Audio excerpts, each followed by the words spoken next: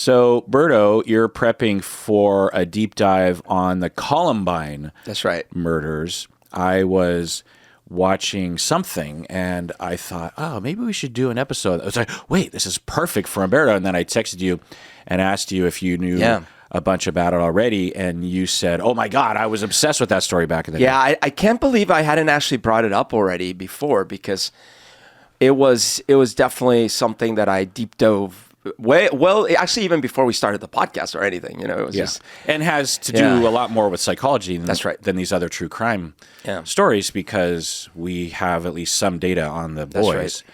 And it's very relevant today. It's a phenomenon. Yeah. So look forward to that, dear listeners.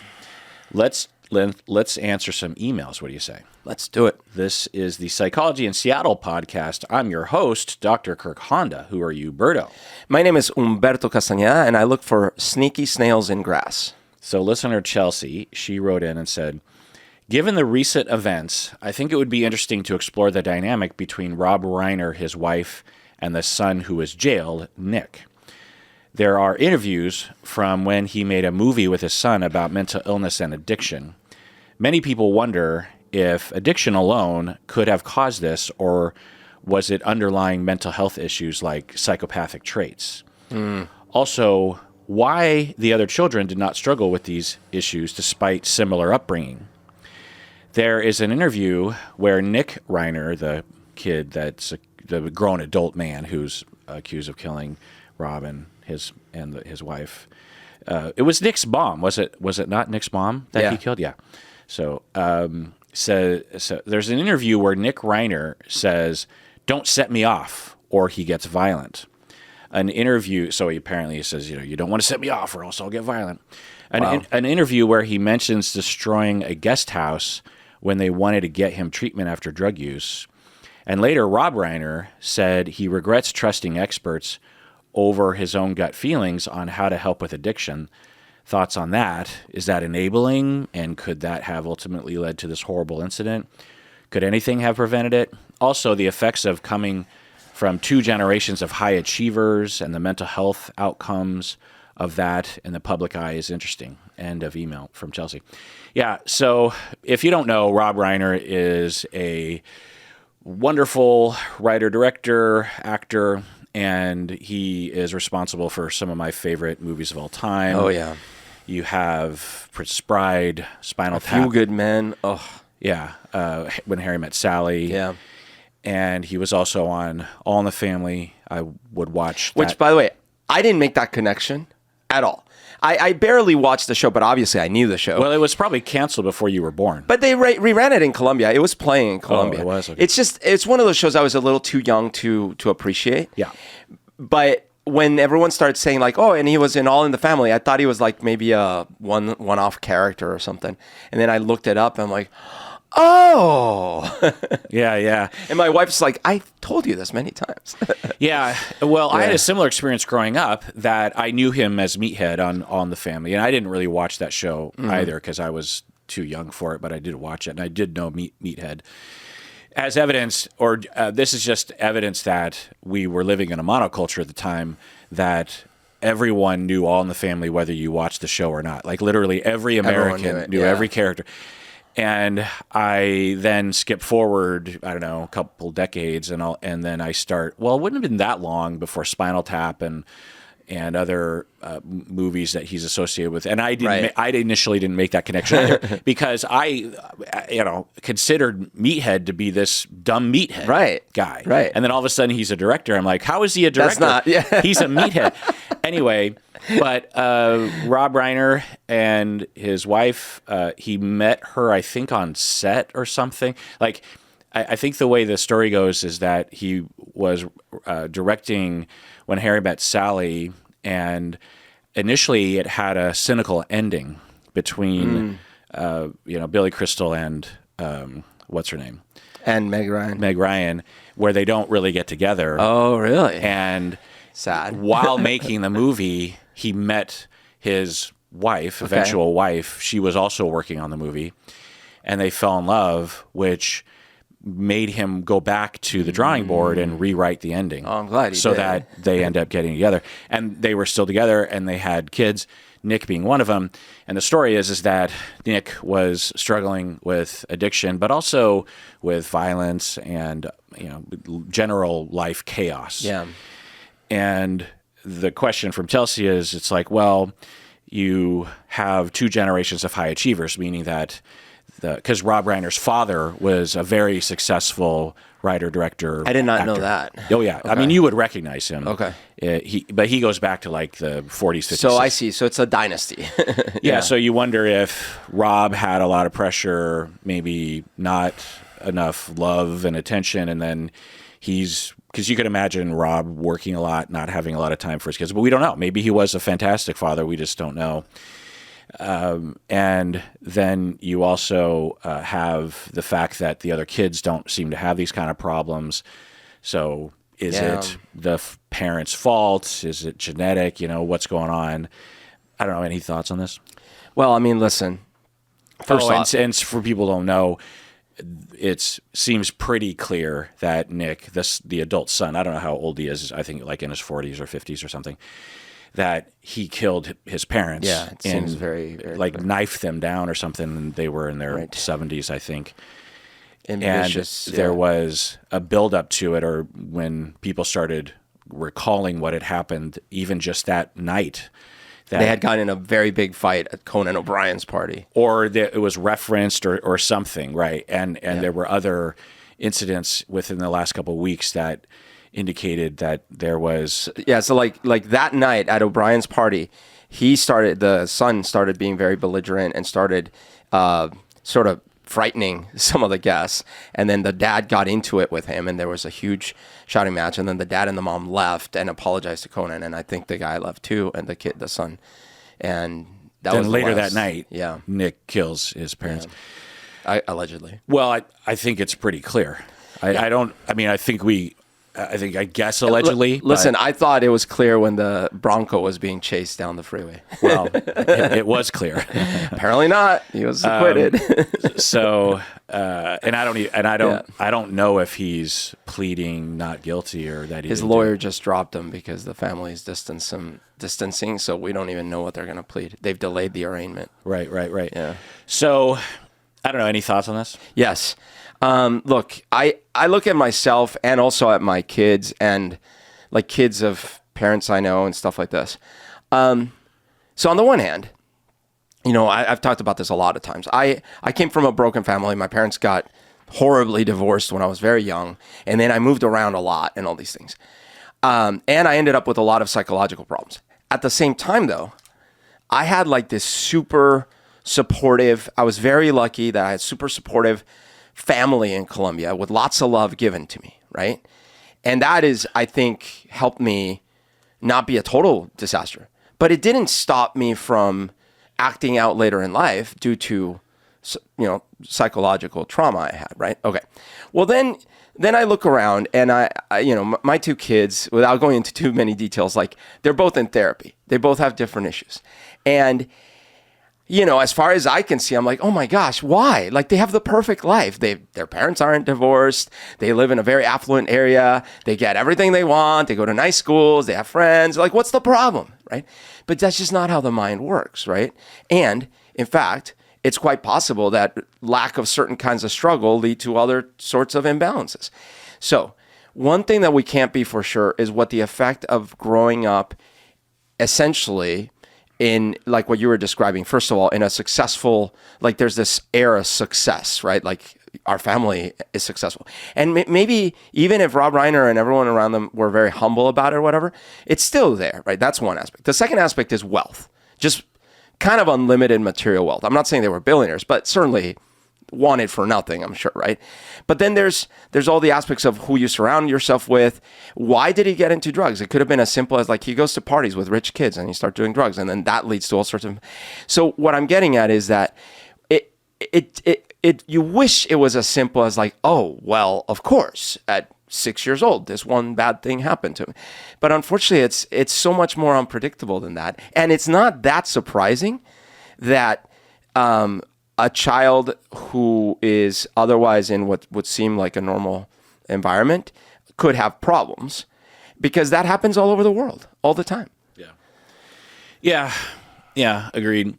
So I looked up as much actual factual data that I could find, and even that Conan O'Brien party, Christmas party that night, has some uncertainty about the exact reports from the witnesses, because those individuals have, someone said that someone said, or it's not sure, it's like third hand, or it's not exact, but it seems like the general gist of what you said, it was some version of what actually happened.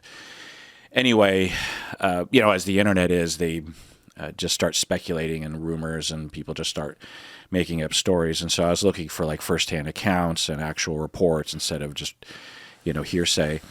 And the little I could find was that there's a possibility that Nick had been diagnosed with schizophrenia in the past, some sort of psychosis. But if you're having troubles with addiction and drug use, particularly if it's meth or cocaine or crack, then you're going to have psychosis in all likelihood. The way that the addiction progresses, it tends to have episodes of full breaks from reality. Some of the clients that I've worked with who were psychotic were actually in the throes of drug-induced psychosis anyway. Okay. So you don't. It's kind of hard to know which came first. Was he already struggling mentally, and then he resorted to drugs as a coping mechanism? Was he resorting to drugs as a different kind of coping mechanism, and then Right. And is it? Chelsea mentioned possible psychopathy, meaning lack of empathy and sadism and harm and scamming people, lying, this kind of stuff. We also don't know that. I mean, something went wrong there toward the end, because it's one thing to get in an argument with your dad. It's another thing to viciously, with a knife, kill your parents. Dude. Like your elderly parent. What the fuck is wrong with you? Yeah. And so I tried to do a mini deep dive into this story. And what I'm guessing is that in a year or two, there will be a lot more on the ground data. Maybe after the trial or something. Maybe a documentary will come out and we can talk about it then. Yeah. But the thing that I'll say is I can speak from personal experience that there are unfortunately cases like this where you have a family member who, on paper, their life is a train wreck. Yeah. And they can't really live independently for a variety of reasons. Either they aren't responsible, or they get hostile, or they just personally are in such a cynical, angry rage, they just can't even manage applying for a job or dealing with a boss or anything like that. So you have this ongoing person that is dependent on other family members. Yeah. And yet they're not so dysfunctional that they end up killing someone or robbing 10 banks and ending up in prison. So they're free to roam, or they do go to prison occasionally, but it's only 6 months here, 6 months there. And you're, as a family member, just, what do you do? Yeah. Because it's not like you have a family member that has cancer and you're all on the same team to fight the cancer. You're fighting with the person that you're trying to save. Yeah, right. You're trying to get them to stop running into the law, or stop using so many drugs, or stop pushing you around the house. What are you supposed to do? I mean, you're being terrorized by this person, and you get almost no sympathy from society. They'll just be like, just cut them off. And it's just like, could you do that? Yeah. And also, like, you'll get judged if you do that. Yeah. Well, and of course, there's a difference between because I had to deal with definitely a version of this when it came to me with my father. I've talked about this before, where him and I have a great relationship now, but for many years, and even, I mean, it's not like things were ever fully resolved. It's just that for many years, I had a very unbalanced relationship with him, because essentially he would depend on me for money, and it was clearly something driving that was not healthy. And it was also I felt used, from that situation. And I had good advice given to me about like drawing boundaries and saying no and, stuff. And I think that's all very well meaning, right? Because it's about protecting yourself. But the difference is that, let alone if it's parent to child or whatever, the difference is like, oh yeah, well, if they're an addict, just cut them off. Like, well, that's easier said than done, because again, especially if it's a friend or a relative. I lost a really good friend, as you know, to alcoholism, and that was decades. And that was I did draw boundaries for myself. It doesn't mean, but it takes a long time. It took a long time, and you didn't completely cut these people. No, off. Yeah. and it doesn't mean the boundaries I drew were more about like, okay, I can't like ruin my life in the effort to try to save this person, because it doesn't actually even work that way. But that was like 15 years in. This attitude that you're talking about right now.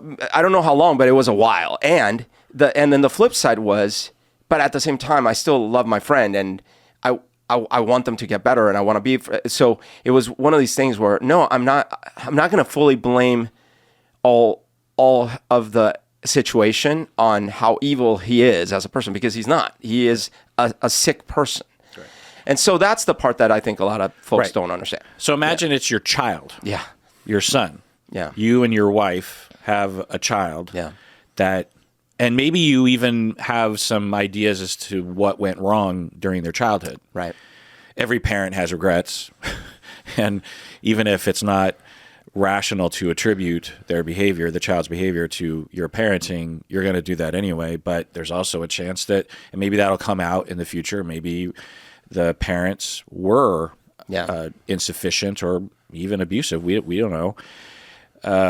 Certainly it wouldn't explain murder or anything like that, but it could explain the trauma and the drug abuse and that kind of stuff. Who knows? I mean, we covered an extreme case of that with the Menendez, right? Right. Where it's like, oh, maybe it does explain why they went and they killed him, right? But we still never knew for sure exactly whatever happened, right? Yeah. But there's that range, and I think in this case, at least from what we know, which is admittedly not that much, it certainly doesn't seem like Rob Reiner and his wife were monsters. Right. Yeah. So here's what it sounds like to me. Yeah. I haven't worked with a lot of cases where murder occurs, but I've worked with cases that have all these kinds of hallmarks. There's like tips of icebergs that I am completely inferring from, of course. We'll find out in the future. But what it sounds to me is the individual, Nick, may have suffered from personality disorder of some kind. It could have been antisocial, could have been narcissism, could have been histrionic, could have been paranoia, could have been something. Some sort of ongoing struggle that made it really hard for him to function, and then he would become depressed and anxious and demoralized because of this core part of his character that was causing perceptual problems and emotional issues. And then the drug abuse was just ancillary to that whole thing, because a lot of people are focusing on the drug abuse as the cause or something of the murder, but that's not typical. It's not typical that you just have someone that's struggling with on and off again drug abuse who's also like raging all the time and murderous like that. I mean, maybe, but it sounds like Nick had, from these little snippets of descriptions for decades now, has been, because if he really hated his parents, why was he with them all the time? Yeah. That just... And the documentary, which I have not seen, but it seems like it was in fact described even by him, by the son, as a new bonding experience that they had and all these things. The documentary that they were in. That they worked together on. Yeah. Oh, okay.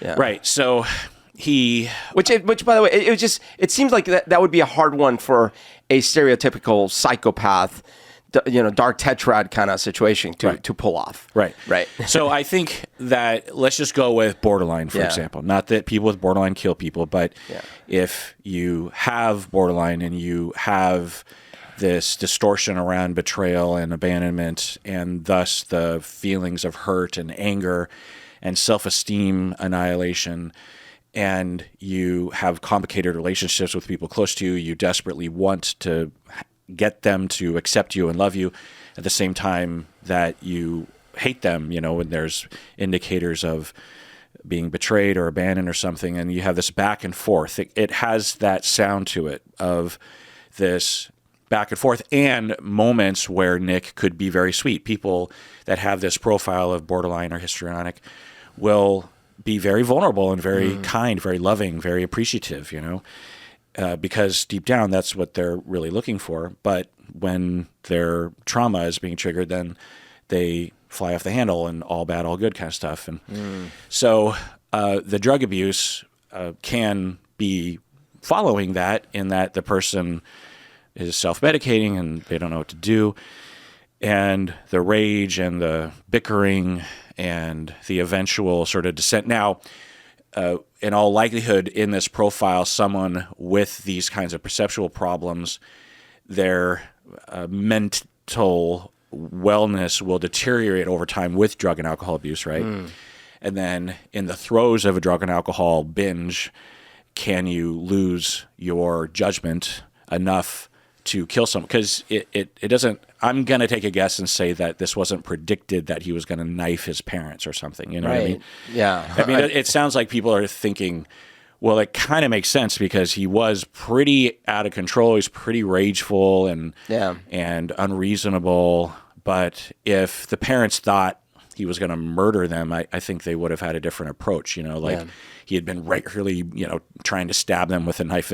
So I'm guessing that it was a buildup of those kinds of things. I don't know, though. We'll have to wait for the documentary. The thing that I want to put out there is that if you or someone, or you eventually come across someone who is a Rob Reiner and has a family member who is having these ongoing sort of liminal space problems where they're not in prison, but they're definitely not functional and not workable, and they're both the monster and the victim. And as a family member, it's like, what the fuck do? You have like a family member who's bipolar who's refusing to take their meds. Yeah. Oof. And you're trying to help them, and it's not their fault that they have bipolar. No.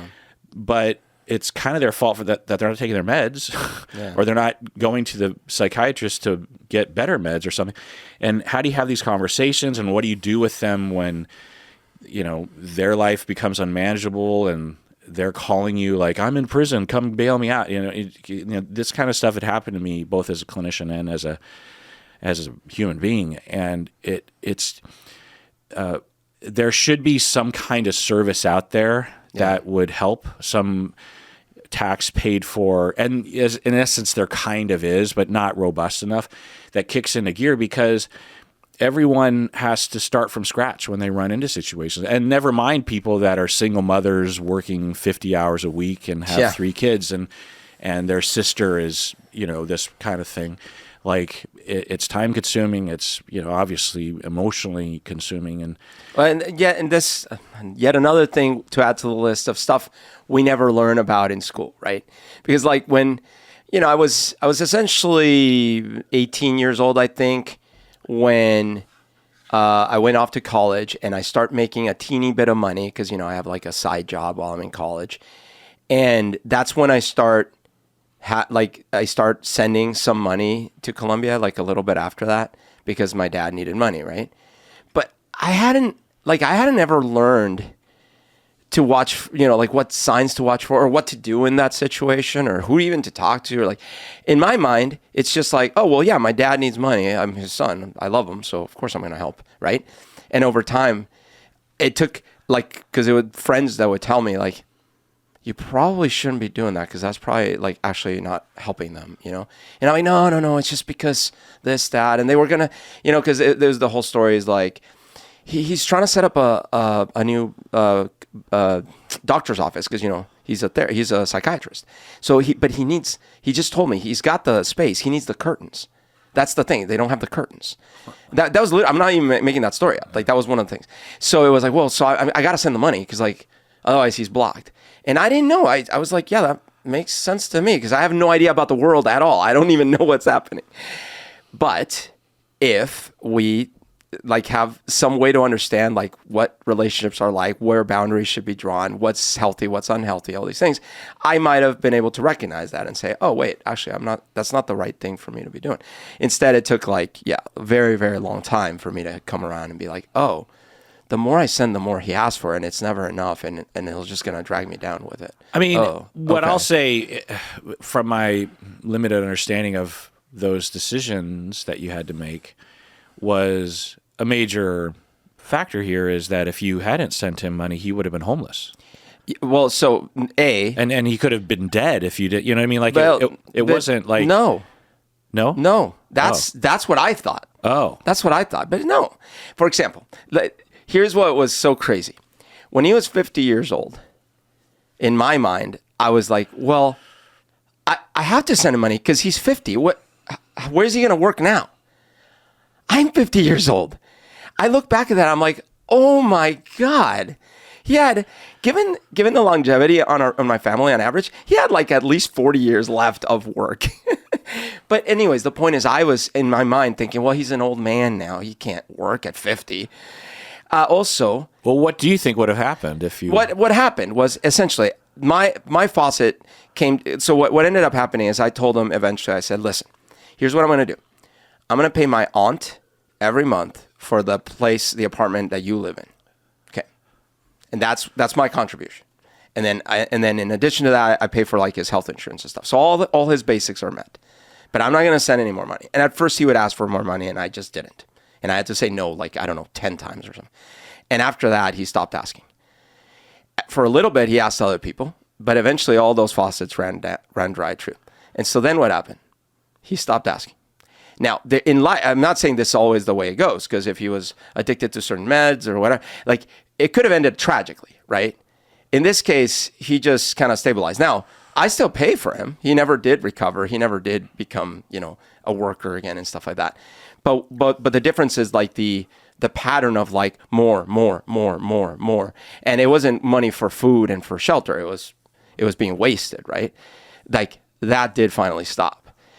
And I made a decision which was like, to your point, it could have been bad. Like he could have, but I thought to myself, right now what I'm doing is the opposite of helping, because he essentially knows that he can keep doing whatever behavior he's doing because I will never say no. Yeah. It was painful, but in my case, it sort of worked itself out. Yeah, I'm just making the point that before you knew what would happen, right? You don't know what's going to happen, right? No, that's fair. And actually, I do pay for his living place, right? So like it's not, but that said, at 50, at 55, at 60, like his brother who is older. This was one of the things that was ridiculous, because like I remember one of those times I went to visit, maybe at this point he was like 60. And in my mind, I'm thinking like, oh, I mean, what is he going to do? His brother's older. His brother was working well into like, I think he's still sort of working, So that hadn't registered for me. Like, oh, wait, what am I saying? Like, but given your dad's issues, there's a chance that he wouldn't have successfully started working. But it was also motivation, because we don't know. We don't know what would have happened. Like if you had completely cut him off and other faucets dried up, we don't know what would have happened. I'm not saying. I don't know. I'm just saying that it's not as cut and dry as you were enabling him. Like people will draw those kind of things like, oh, you're clearly enabling him. And there's a lot of victim blaming and stuff. There's nothing clearly about it. You're absolutely right. It's not. It's way more complicated. Lesser evils. Oh, absolutely. Thing. Yeah, like I always told him, like, hey, man, you're a doctor. Go to a small town. They need doctors. Don't charge much. They don't have much money. That's okay. Just charge a little bit. Make your money so you can eat, right? Also, he was kind of a left-wing revolutionary, I was like, God, go join the freaking left-wing militias. And I really meant this, I would much rather you go and die doing what you believe in than like do nothing, But his issues were very deep, and he was never able to overcome that. So like like I said, I have a good relationship with him now in terms that like he loves my kids. I love him. We have a good time together. But he never recovered in that sense. Like he was never able to be productive again, let's say, which is very sad. Yeah. But yeah. Well, let's take a break. We get back. another email. What do you say? Let's do it.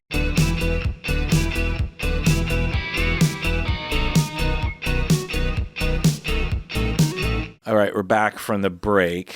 So this next email is about JonBenet Ramsey.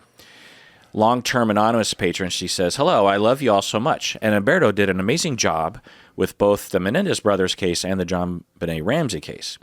I'm not usually a true crime fan, but the way you've been approaching these is unique and beautiful, and I love it. Anyway, I'm wondering if you can vent. I wonder if you can vent about something. I'm wondering if you can vent about something. Trigger warning for childhood sexual abuse. My older sibling was raped starting from age 4 until about 6, possibly similar to JonBenet Ramsey."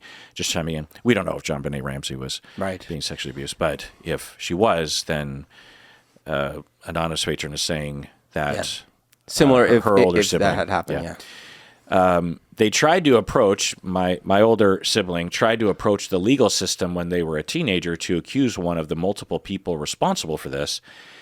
And my older sibling was told by the officer that they were not attractive enough for it to be likely people would believe them. I am wondering if I'm wondering if you have heard stories like this, and I wonder whether the wealth, we are not wealthy, so I wonder if the wealth and the beauty of the Ramsey family helped their case be more investigated than so many others. End of email. Berto, what do you think? What stuff? Oh my God, dude. That makes me so angry. That's ridiculous. No, obviously that is a crazy proposition. Like, you're not either good looking or wealthy enough for the. Okay, so first of all, abuse happens all the time, everywhere, for all sorts of reasons and in all sorts of cases.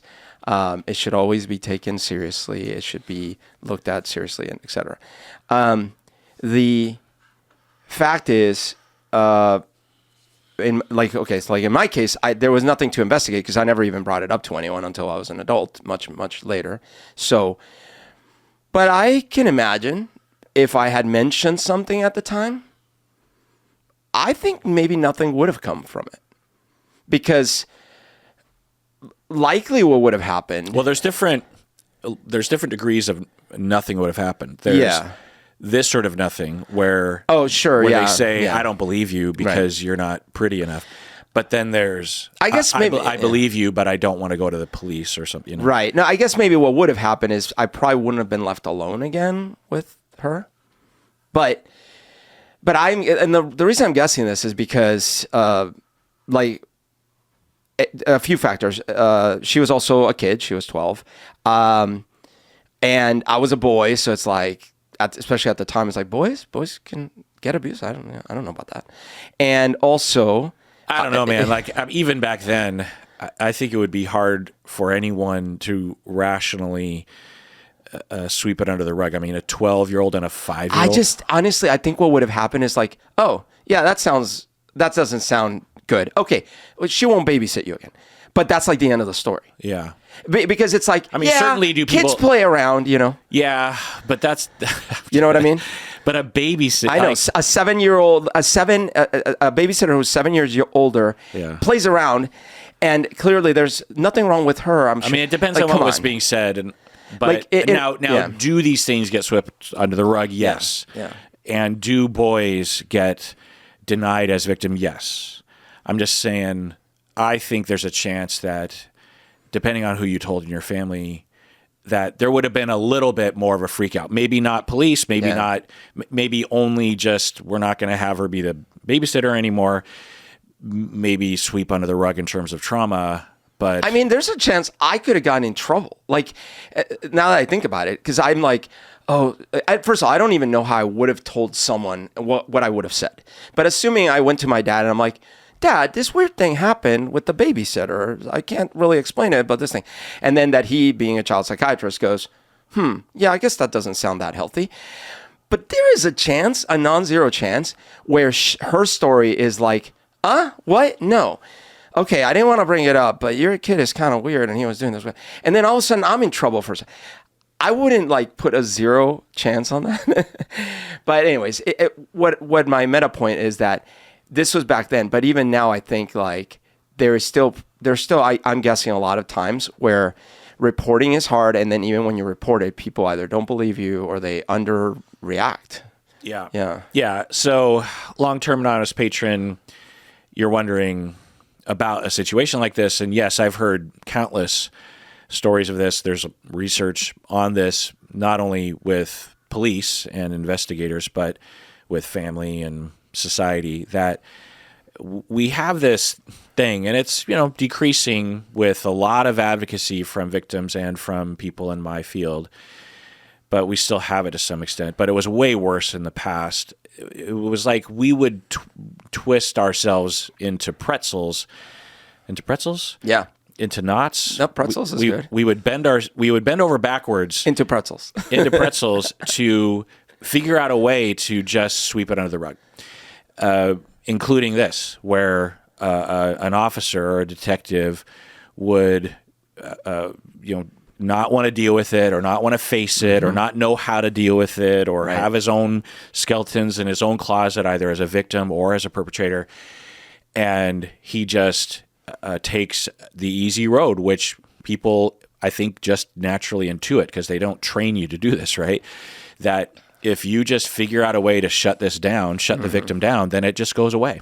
Yeah. And no one has to deal with it. You don't have to deal with it. You don't have to face your fears or your skeletons.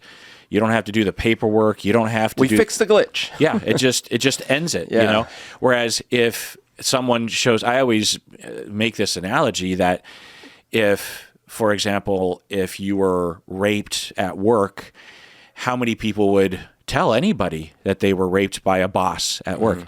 Whereas if your boss walked into your office and stabbed you with a knife in your thigh, how many people would report that? Well, most people would fucking report. It's trauma, it's harm, it's illegal, it's an assault, but when it's sexual, somehow no one reports it. Why? Because of our society, because of the systems, because of culture, because of society, because of the laws. So there's nothing embarrassing about having your knee stabbed by someone. Right. But there is something embarrassing for people about being sexually abused. Which is so weird, right? Because you're just sitting there and you're assaulted. Right. So what's embarrassing about it other than you were just in the wrong place at the wrong time? So the fact is that it's not strange to hear, ridiculous stories like that, where a detective will say that you're not attractive enough for... Come on, who's going to abuse you? Well, it's interesting the way that Patron actually worded it, that the officer said that the sibling wasn't attractive enough for people to believe them. So it's possible that the officer did believe the victim, but said, I wouldn't pursue it because no one's going to believe you. It hurts. It hurts my head. Look, I hit my head on Tuesday, as I told you. This hurts my head more than that. Yeah. Now, the other thing to consider, Patron, is that in all likelihood, your sibling told you what the officer said. And I have heard people tell others what they heard I said. Oh, okay. It could be a telephone game? Well, it could have been that, I'm just going to throw this out here. I don't think this happened, but it could have happened. At the officer, because, imagine the older sibling as a teenager, still a minor, goes to the police. That would be a nerve-wracking situation. Right. Right. And so let's say the officer did everything right and is kind and was trained on how to take these reports. Right. And said, okay, I believe you, and let's think about what you want to do, what you want us to do moving forward, because it's been 10 years, because that's how, maybe 8 years since it had been happening. And what would you like us to do about it? And let's say that, and it's not uncommon for a teenager to just be like, I don't know, because they hadn't really thought that way through, because they're a minor and they're freaking out. Right. And they're hoping that someone could kind of hold their hand a little bit, naturally. And let's say that the teenager starts to get a little, annoyed or something with being asked a difficult question that they can't answer. Anyone who's been around teenagers knows they don't like being asked questions that they can't answer easily. And one of the things they do is they get annoyed. Whatever, Why are you asking me so many questions? I can't tell you how many times I heard that as a therapist. I'd be like, I'm a therapist? I have a 14-year-old. I know what you're talking about. It's like, stop asking questions. It's just like, oh, fuck, I've got another 50 minutes of this. I mean, just imagine that, Yeah. And, And so, so imagine you got a teenager who understandably doesn't know how to answer these fucking questions. But by the way, to be fair, as I've mentioned before, when I went to therapy in my 30s, I felt the same way. Right. Like, stop asking so many questions. Yeah, right. So, I mean, I'll be on a website trying to fill out a form to order like a microphone for music, and it'll be asking me, for various different addresses, and be like, stop asking me questions. Anyway. And so, I don't think this happened, but something like this could have happened. The officer could have then said, okay, well, so I'm asking you what you would like me to do about this, because we could move forward with pressing charges, but that means you're going to have to fill out forms. You're going to have to maybe take the stand, or, this kind of stuff. And I'll be there with you, but I'm just saying, like, this is kind of a big deal. What do you want to do? And the teenager's like, I don't know. I don't know what I want to do. I don't want to do what, why can't you just take care of it for me? And in the course of the conversation with the officer says, well, let me lay it out for you. From my experience, if you do this, there's going to be an attack because you're accusing people, and they're going to have lawyers to defend them, and they're going to come after you. And one of the things, and here's 10 things they might say, one of which is, maybe you're not good looking enough to actually be believed.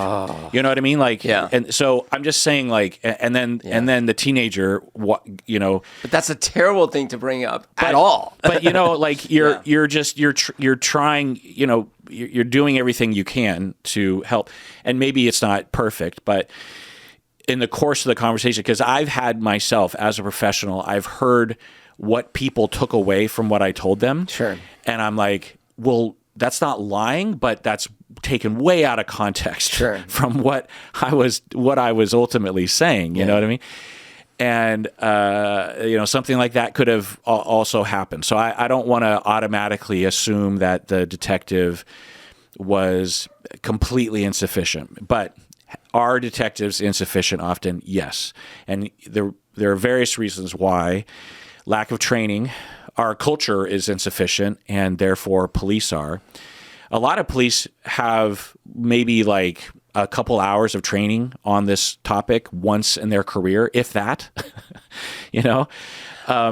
What's horrific for me, though, is there could be this horrible implication about like the officer going like, well, I wouldn't do that to you, but that's probably because you're not hot enough.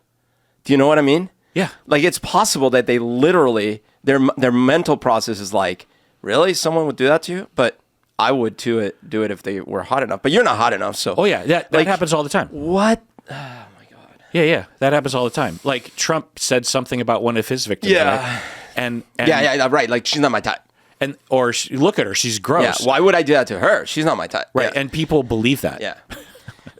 And missing the implication. Oh, so you would and probably have if they were your type? Yeah. Oh, okay. Exactly. Yeah. So lack of training, also cultural and societal victim blaming, and also cultural sexism, and also cultural ageism. Children, generally speaking, aren't believed.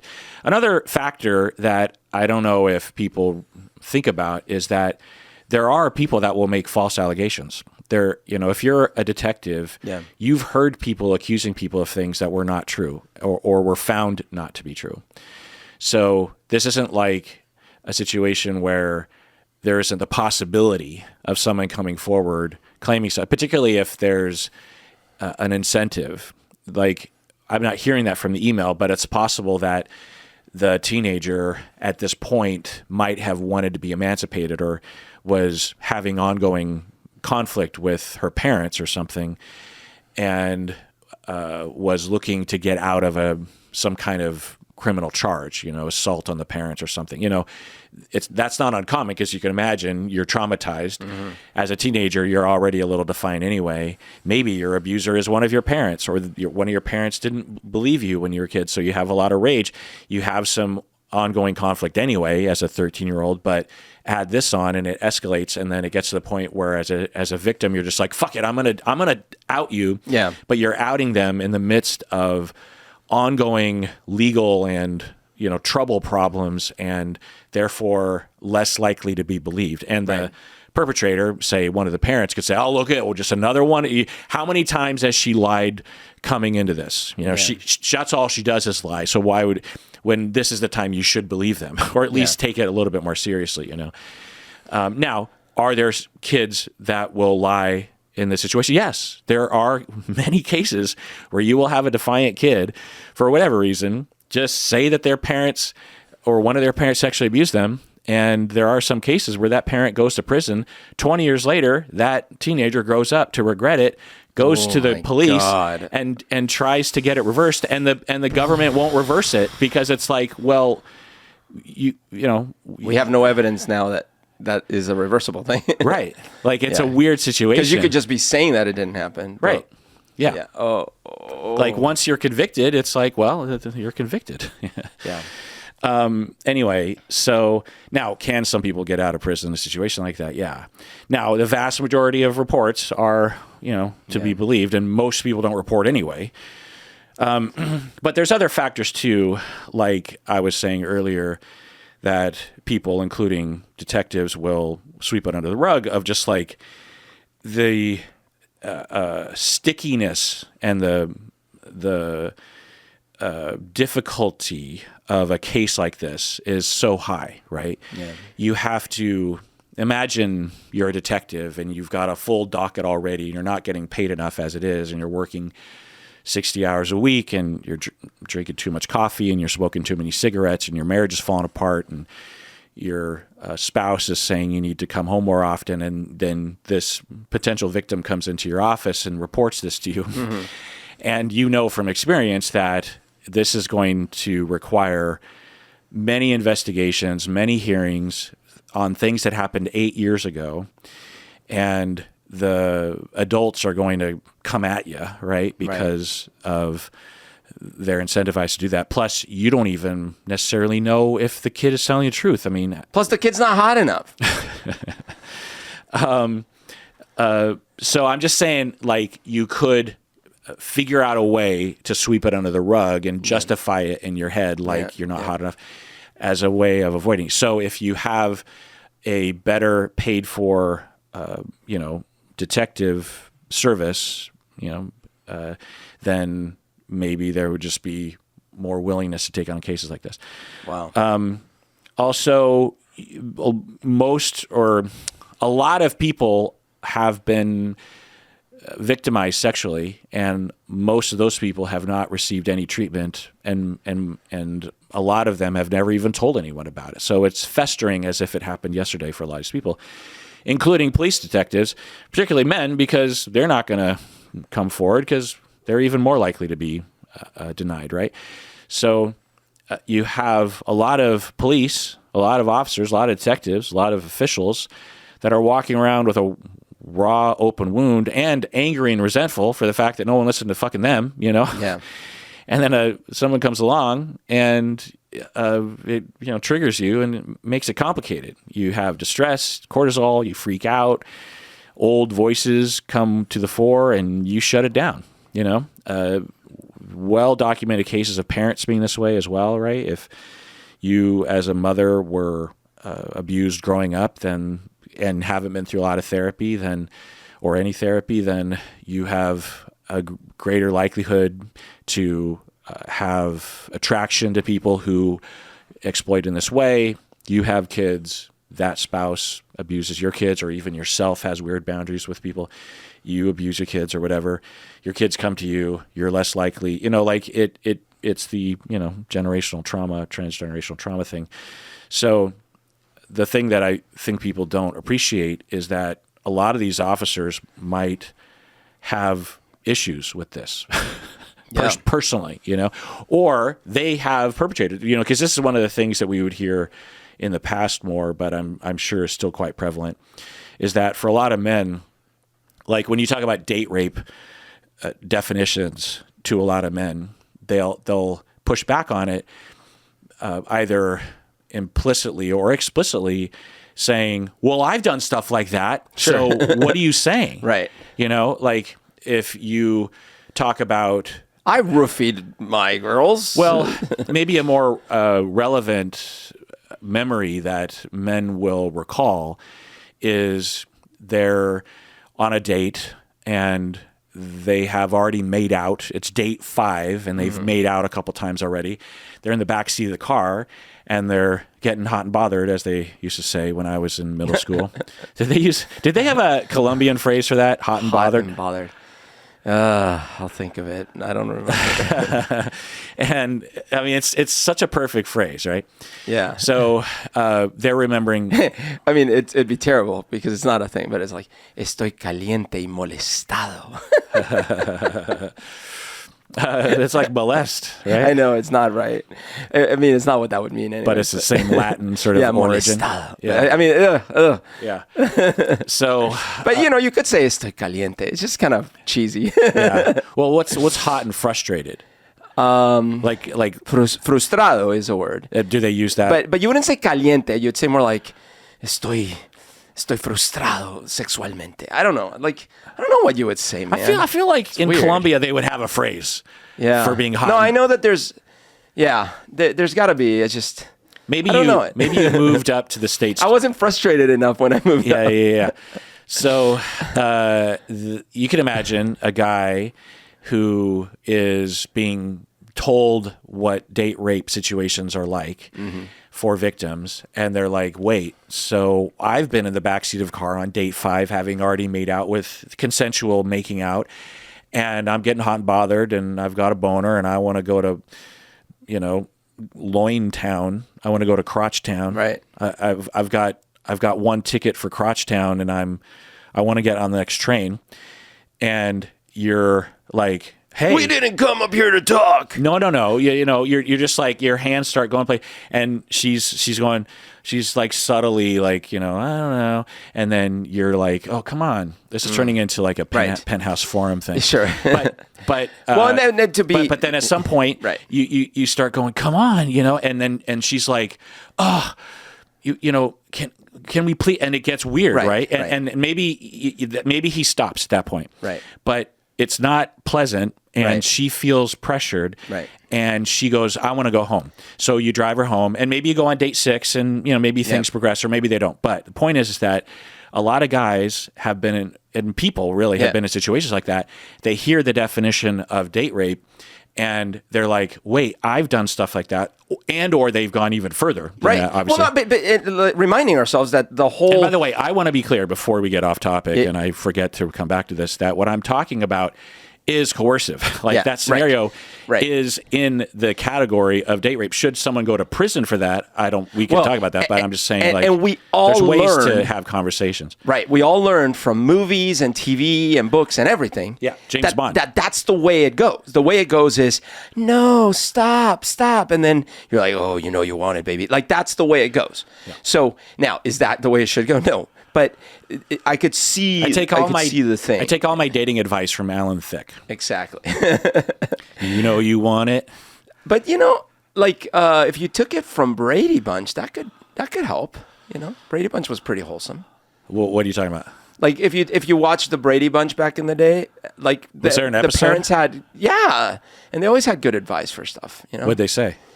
I don't remember, but what was the name of the dad? Mike. He's always full of wisdom, Yeah. And it was never like, you need to let the guy go as far as he can because otherwise he gets blue balls. Like, that was never advice.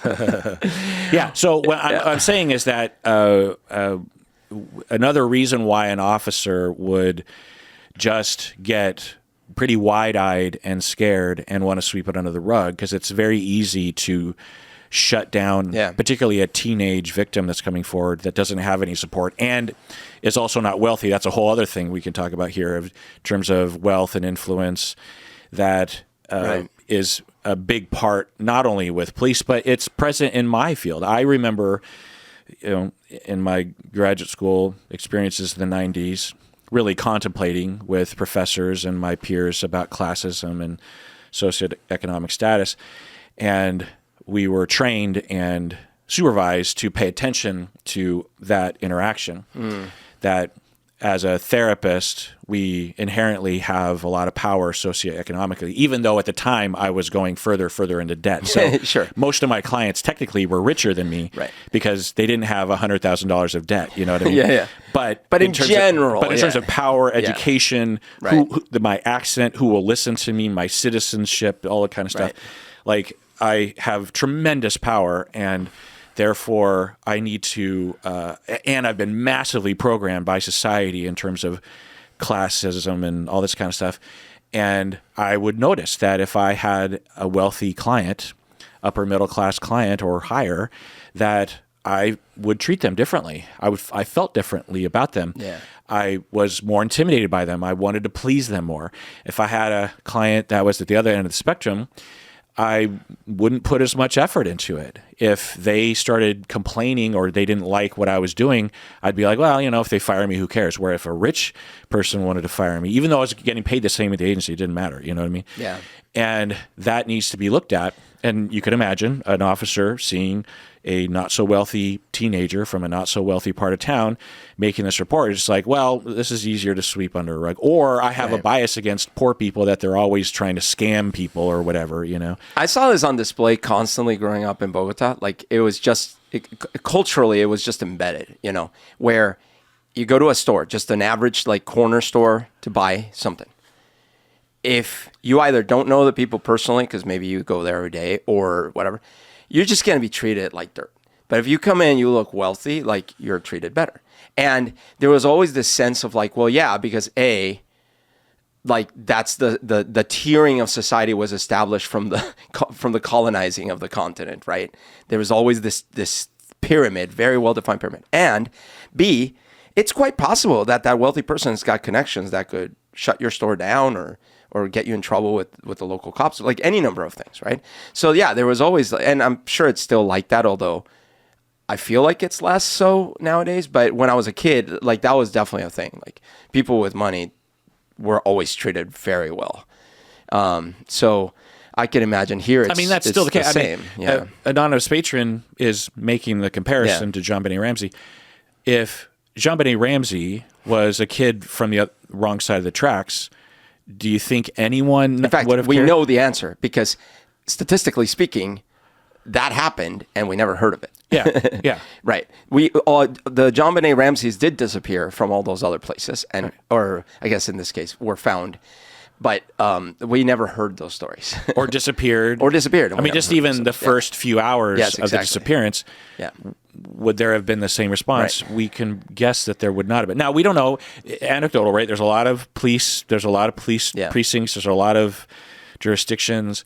There is in all likelihood some police officers, even some cultures of some precincts, that are very up to date on classism and maybe even overcompensate by spending more attention on the poor families that are, so this isn't across the board, but, generally speaking. Yeah. I will say I would have liked to see the cop in this story be like, oh, okay, here, we're going to bring in a lineup of kids. You tell us which ones you would abuse. Let's just find out. Yeah. And we did an episode a while back on the Netflix series Unbelievable. If you want to watch a recreation of an actual story, and from what I understand, it's a pretty accurate. That was the one that was here, right? Right, in Linwood, and just north of Seattle. Yes. Where a young woman was raped in her apartment, I think more than once, if I'm not mistaken. Yeah. It was a recurring thing, and went to the police. And the way they depict the police, these two guys, is that they're not evil. Right. That they're ignorant. They're sort of like trying to follow the story. And they depict that interview dynamic that can develop unwittingly to the victim, in that the police at first are taking it seriously. Yeah.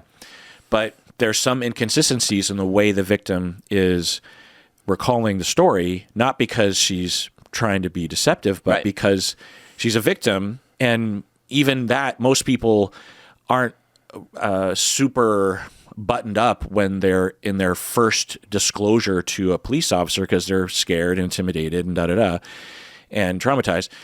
And so the police start digging, wait, you said this. And so they don't depict the police as evil. They depict the police as well-meaning, but falling into common pitfalls that you need to be trained for. Then, I don't know, months later, there's more rapes, and these two other detectives, women, who actually go, wait, I thought I heard of another case like this. And they dredge up this old file. They go to that victim, and that victim who was originally turned away by police because it seems she had it against the story, these two other detectives have to convince her to come forward. Right, because at this point, she's like, I'm not falling for this twice. Like, you guys don't believe me.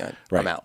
And you'll have to see that. And again, this is a true story. Yeah, that was a great, I mean, it's horrible because it was a true story, but it was very well done. Right. And it wasn't even that long ago. No. So there's enough. I still see those scenes. Like, I can see those, actually the interview scenes too, because it was very memorable. Yeah. Every police officer, every detective, every public official who might be an interviewer of a victim should watch this fucking series. And it's entertaining. Yeah. So it's not like sitting through one of those boring cybersecurity bullshit things. My God, one of the nicest things about not working for the university anymore is not having training videos or like sexual harassment. You know what I mean? Like, I need some like stupid ass recreation actors to tell me that I shouldn't make like a dick joke in the middle of a meeting or something. Like, I understand some people need to be trained that way. Yeah. And I also don't need someone to force me to watch 4 hours of video and take a test every 15 minutes to remind me not to take a random USB thumb drive from the parking lot and stick it in my computer. I mean, why would anyone do that? Thumb drives are like $5 these days. I got to tell you, so in my current job, like, I do have to sit through very boring things like that, because you would be surprised. Like, you're dealing with snails in the grass, so like, what's the risk? But there's a lot of people involved, because it's not just me. There's like scientists, there's all these things. So you have to watch anti-harassment. But for some reason, this company, like, they're boring. They're not well done. They're unengaging, and so you're just like, yes, click. But I gotta tell you, a long time ago, well before the podcast, I worked at a different place. And their videos actually were really good, because I know the guy who's in those videos. Oh, okay. Actually, he's kind of a friend of mine. They were based on actual things that had happened, which actually kind of made it surreal, because you're like, wait, because to your point, like, someone did this? But it had, every one of the videos was based on a thing that actually happened. They only like changed the names a little bit, and they were done in a very engaging way. Well, during the break, I'll ask you, but anyway, that is all to say that if a police officer wanted to get trained, they don't have to sit through a boring thing. They can watch an entertaining a gripping Netflix miniseries called Unbelievable. Let's take a break. What do you say? Let's do it.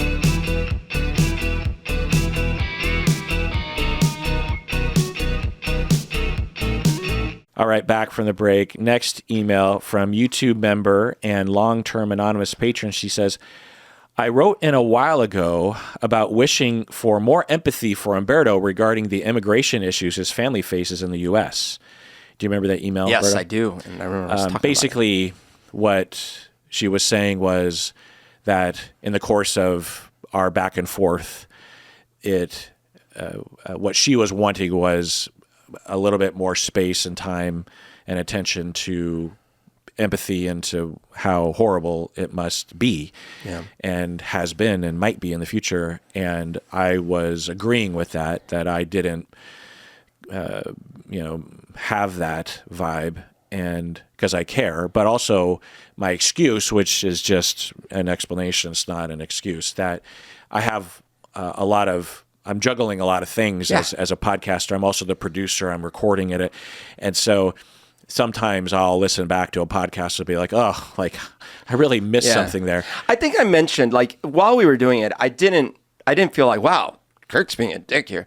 But it was nice for you to, when we did that email, for you to say, hey, I'm here for you, because that definitely. Now, granted, this was before. Now I'm fine, because now we're just talking about bombing Colombia. So, what should I be worried about? Yeah. Yeah.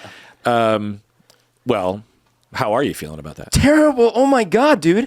Like, the surrealness of this whole thing, like, literally, look, most of my family are not fans of the president in Colombia. So, guess who's not a fan of the president in this country? The same people. Countries have crappy leaders, and like, you want to help them improve.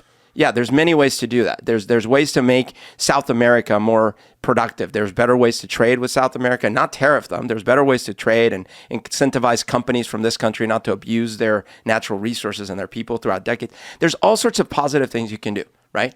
Definitely a lot of things you could do to improve reduce the drug trade and all these things. Absolutely. You know what is not a good thing? Is to threaten to go murder leaders of democratically elected governments and bomb them. Yeah.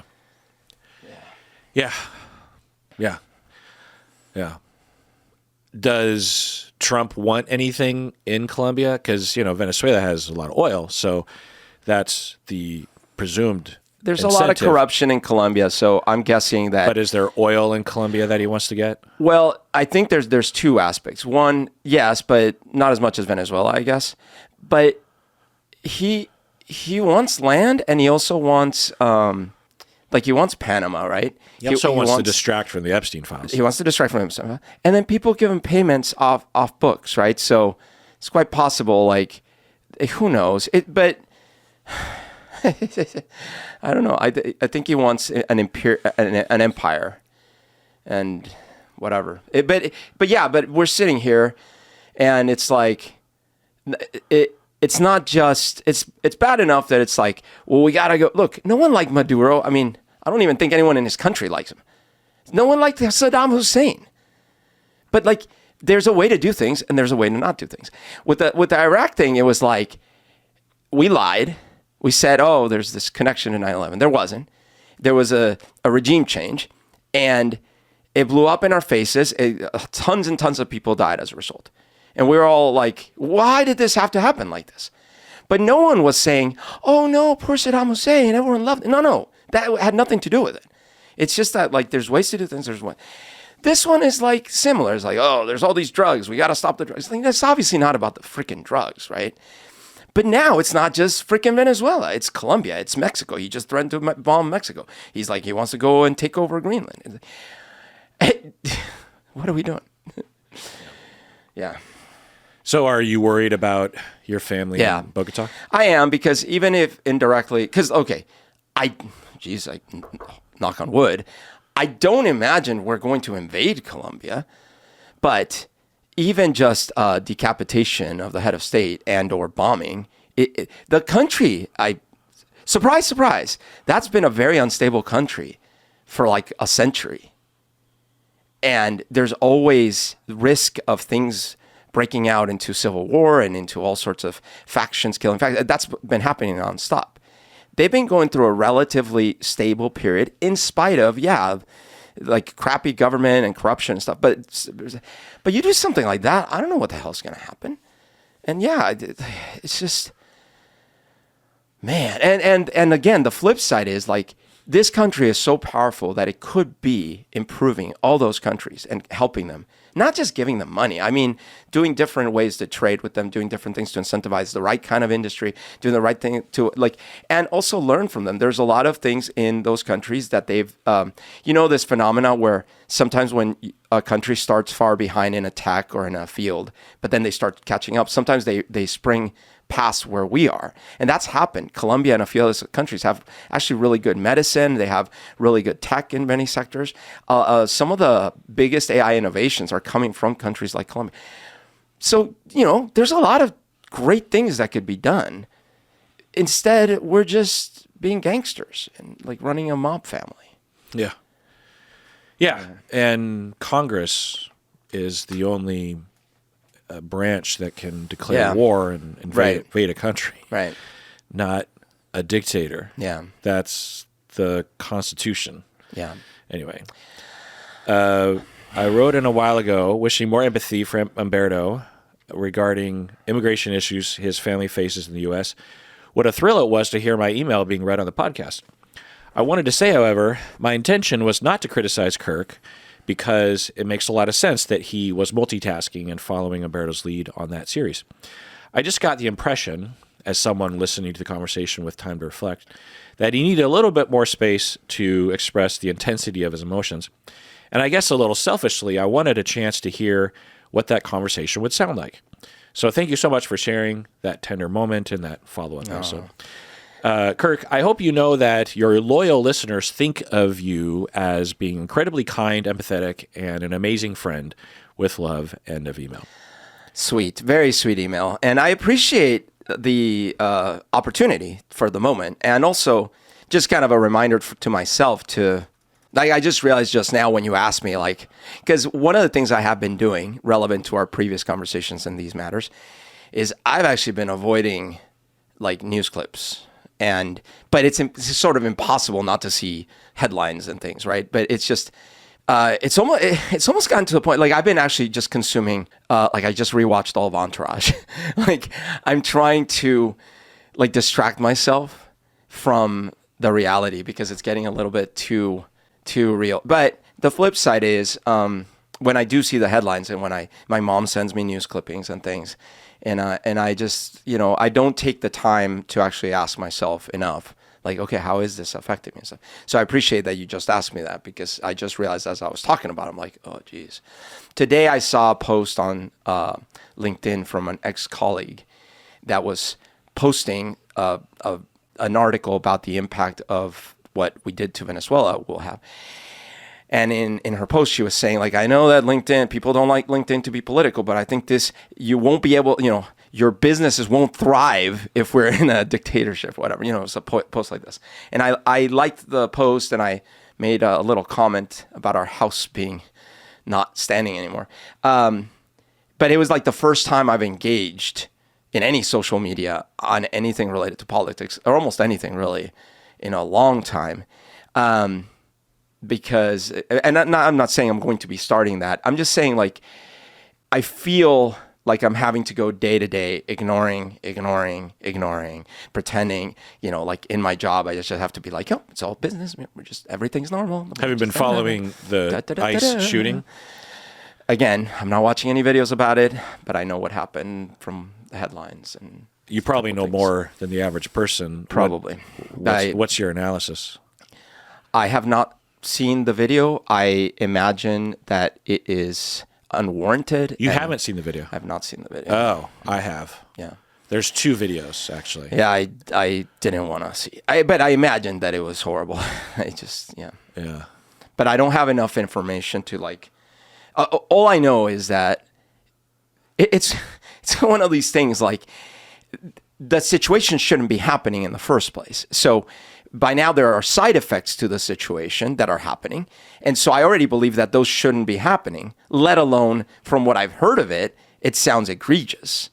But, yeah. Yeah. Berto, what's the final word? What was our topic? No. So I think, once again, thank you about the sentiment of taking time to acknowledge, because this is causing a lot of stress for a lot of people, and I'm one of those people. And I have connections to all my family lives in one of the affected countries. I have a lot of relatives here that are Hispanic. I have a lot of friends that are Hispanic. And so, yeah, it's highly stressful. It's a real deal. So I appreciate it. Yeah. Well, that does it for that episode. Everyone out there, Berto and everyone, take care of yourself because you deserve it.